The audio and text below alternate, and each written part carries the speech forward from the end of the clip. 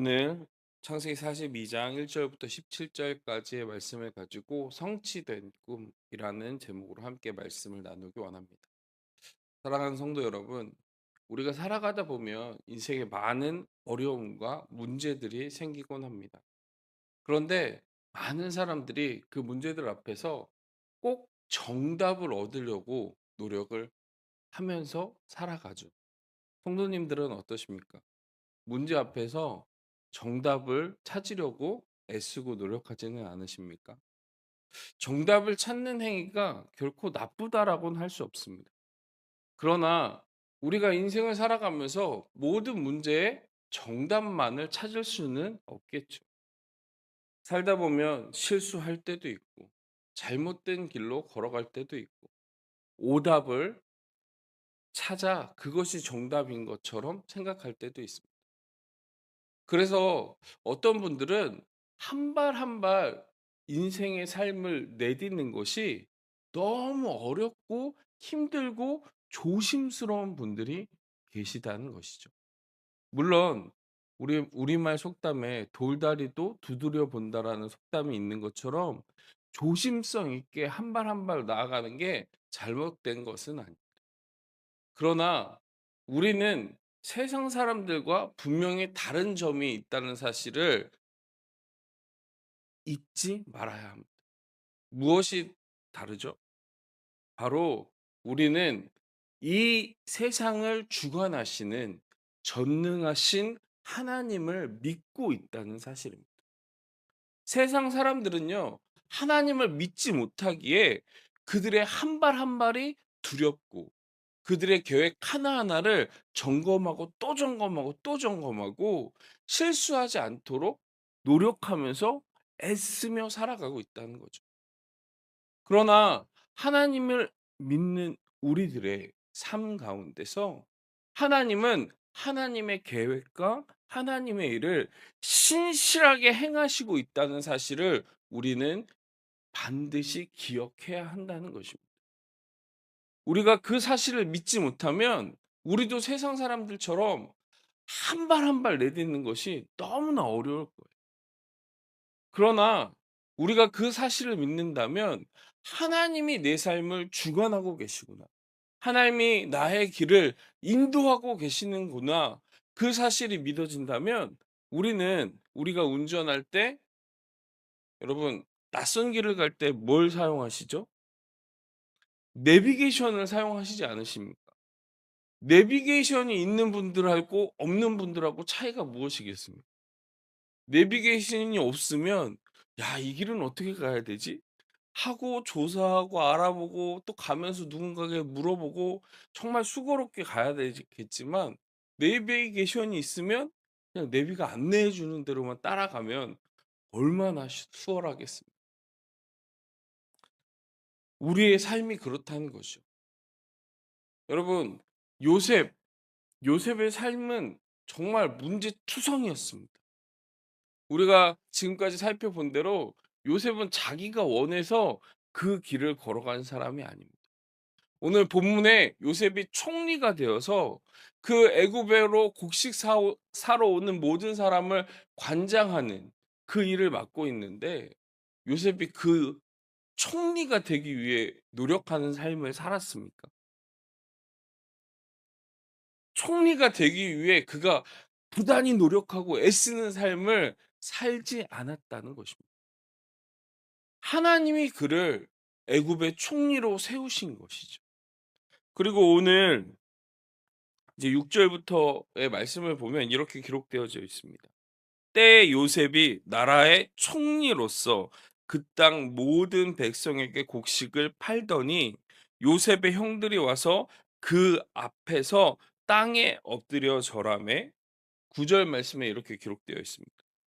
요셉이 그들에게 대하여 꾼 꿈을 생각하고 그들에게 이르되 너희는 정탐꾼이라 이 나라의 틈을 엿보고 왔느니라 라고 고백하고 있는 장면을 봅니다. 요셉은 깨달았습니다. 어릴 적 20여 년 전에 꾸었던 그 꿈, 요셉이 꾸었던 꿈이 무엇입니까? 형들의 곡식단이 자기의 곡식단에게 절을 하는 꿈을 꾸었습니다. 해와 달과 11 별들이 자기에게 절을 하는 그 꿈을 꾸었던 것이죠. 여러분, 그 꿈은 20여 년이 지난 후 성취되었습니다. 요셉은 그때 분명히 알았을 것입니다. 아, 하나님이 하셨구나.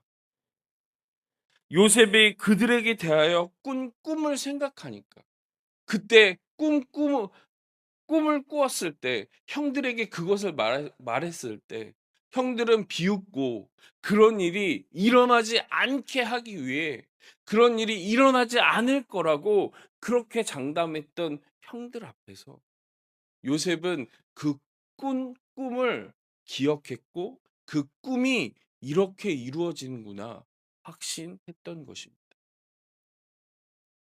사랑하는 성도 여러분, 그렇기에 우리는 우리의 삶을 통해 일하시는 하나님을 오늘도 신뢰하는 믿음으로 살아가야 하는 것입니다. 이렇게 말씀드리면 어떤 분들은 오해를 하시더라고요. 아, 그러면 하나님 믿는 사람들은 아무것도 안 해도 하나님이 다 알아서 하시겠네? 여러분, 우리는 운명론을 믿는 것이 아닙니다. 내가 가만히 앉아 있어도 하나님은 다 알아서 하시니까 알아서 일하시겠지.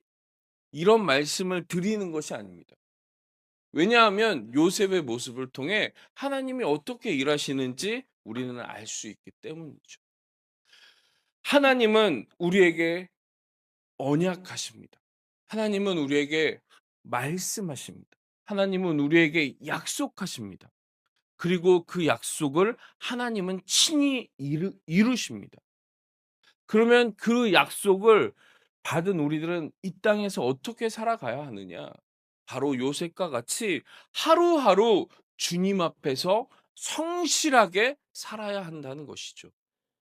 오늘을 허락하신 이 하나님의 은혜 앞에 하나님을 경외함으로 하나님의 뜻에 반하지 않는 삶의 태도를 취해야 한다는 것입니다. 즉, 쉽게 말하면 하나님의 말씀대로 오늘을 살아내야 한다는 것이죠. 우리가 그렇게 오늘을 살아갈 때 우리의 삶을 통해 하나님의 언약이 성취될 줄 믿습니다. 요셉이 그렇게 살았습니다. 요셉이 아버지의 말씀에 순종하였고 노예로 팔려 애굽에 갔을 때도 그는 성실하게 자기에게 주어진 삶을 살아냈습니다.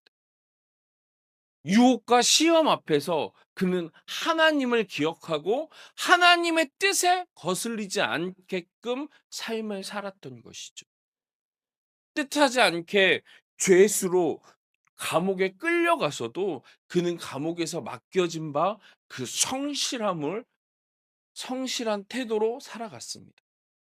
그리고 총리가 되어서도요, 그는 7년 동안 그냥 가만히 놀고 있지 않았습니다.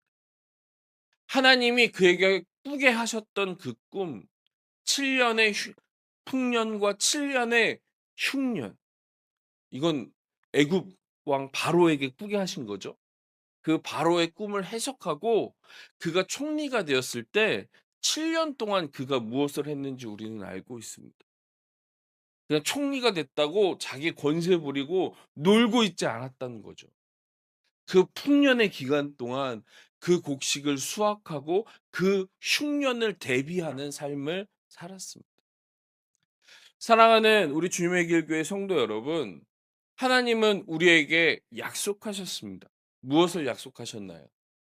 바로 예수 그리스도가 다시 오실 것을 약속하셨습니다.